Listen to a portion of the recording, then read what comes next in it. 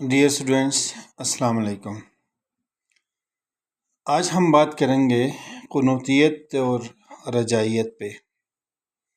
قنوتیت اور رجائیت یہ کیا ہے؟ تو یہ ادبی اور تنقیدی اصطلاحات میں سے ایک اصطلاح ہے۔ قنوتیت اور رجائیت، اس اصطلاح سے مراد ایسا احساس یا انداز فکر و نظر ہے جس کے تحت انسان زندگی اور کائنات کے صرف تاریکی پہلوؤں کو ہی دیکھتا ہے۔ عام طور پر مایوسی، ناامیدی اور منفی طرز عمل اور سوچ کو قنوتیت کا نام دیا جاتا ہے۔ یہ حقیقت ہے کہ زندگی اور کائنات تاریک اور روشن دو طرح پہلوؤں پر مبنی ہے، اور یہی اس زندگی اور اس کائنات کا حسن ہے۔ دکھ، اس کے ساتھ سکھ ہے، خوشی اور غمی، مسکراہٹیں، مایوسیاں، محرومیاں، مسرت، اشک، آہ، آنسو، ہنسی اور خیر، سبھی کچھ زندگی کے ساتھ وابستہ ہیں۔ جب کوئی ادیب، شاعر، فلسفی زندگی کے صرف اس پہلو کو ہی دیکھے جو سراسر منفی ہیں، اور پھر اپنے جذبات و خیالات کا اظہار بھی اس انداز میں کرے کہ قاری مایوسانہ جذبات کا شکار ہو جائے، تو ایسے طرز عمل کو قنوتیت کا نام دیتے ہیں۔ ایسے لوگوں کے لیے یہ دنیا مثبت قدروں سے خالی اور منفی اقدار سے بری پڑی ہے۔ یہاں مایوسی اور ناامیدی کے ڈیرے ہیں۔ یہاں انسان اپنی خواہشات اور تمناؤں کا خون ہوتے ہوئے تو دیکھ سکتا ہے، ان کی تعبیر نہیں پا سکتا۔ حالانکہ اس دنیا میں ایسے انسانوں کی تعداد کم نہیں جو زندگی، حیات و کائنات اور اس کے مظاہر سے نہ صرف خوش بلکہ زیادہ خوش و خرم دکھائی دیتے ہیں۔ زندگی بلا شبہ خداوند دو جہاں کی ایک عظیم نعمت ہے جو انسان کو صرف ایک ہی بار ملتی ہے۔ عقل مندانہ اور فطری انداز تو یہی ہے کہ ہم اسے اس کی تمام تر خوبیوں سمیت قبول کریں، لیکن اس سلسلے میں یہ بات بہت اہم ہے کہ انسان کا حیات و کائنات کے بارے میں نقطہ نظر اور انداز فکر اس کے ذاتی، خاندانی اور معاصر سیاسی و سماجی حالات کے تحت ہی تشکیل پاتا ہے۔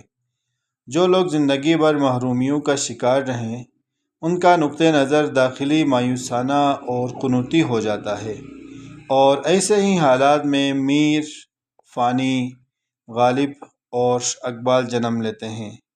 فلسفے میں اس انداز فکر کا داعی مشہور فلسفی شوپن ہار تھا، جس کے خیال میں زندگی زندہ رہنے کے قابل ہی نہیں۔ دیوجانس کلبی اور ابوالعلا المعمری جیسے لوگ بھی اسی قبیل کے ہیں۔ لیکن زندگی صرف مایوسی اور ناامیدی کا نام تو نہیں۔ اردو شاعری میں عام طور پر میر کو قنوتی ہونے کا طعنہ دیا جاتا ہے، لیکن اس میں کوئی صداقت نہیں۔ میر کے ہاں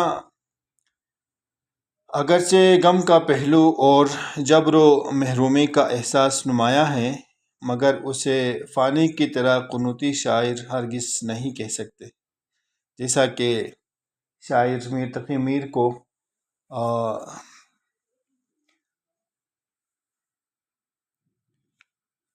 شاعر آہ و غم بھی کہا جاتا ہے، غموں کا بادشاہ بھی کہا جاتا ہے۔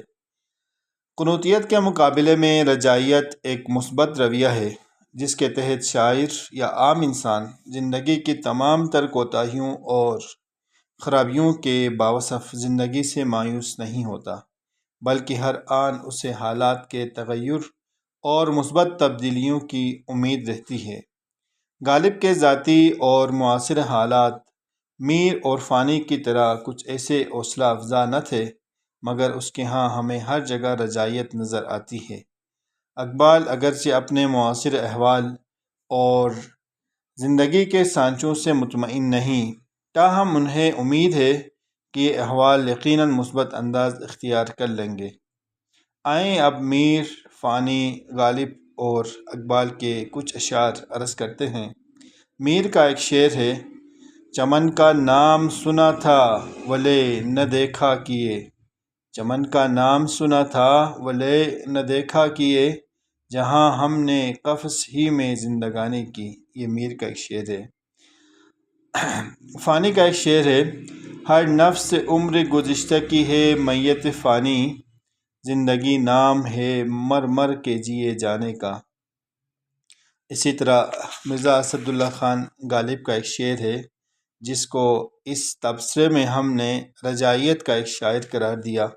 کہتے ہیں: ہے معجزاً ایک کلثوم خوں کاش یہیں ہو، آتا ہے ابھی دیکھیے کیا کیا میرے آگے۔ غالب کا شعر ہے۔ اگلا شعر شاعر مشرق، مفکر پاکستان حضرت علامہ اقبال کا ہے۔ کہتے ہیں: نہیں ہے نا امید اقبال اپنی کشت ویراں سے، ذرا نم ہو تو یہ مٹی بڑی زرخیز ہے ساقی۔ عزیز طلبہ، یہ قنوتیت اور رجائیت کی تعریف پہ ہلکی سی روشنی ہم نے ڈالی اور تھوڑی سی وضاحت ہم نے کی، اور قنوتیت اور رجائیت کی تعریف کے بعد بطور امثلہ وضاحت کے طور پہ ہم نے ایک ایک شعر ہر شاعر کا عرض کیا۔ امید کرتا ہوں آپ کو ویڈیو پسند آ گئی ہوگی، اور اگر ویڈیو پسند آ گئی ہے یا اس میں کچھ ابہام ہے تو آپ کومنٹس میں اپنی رائے کا اظہار کریں۔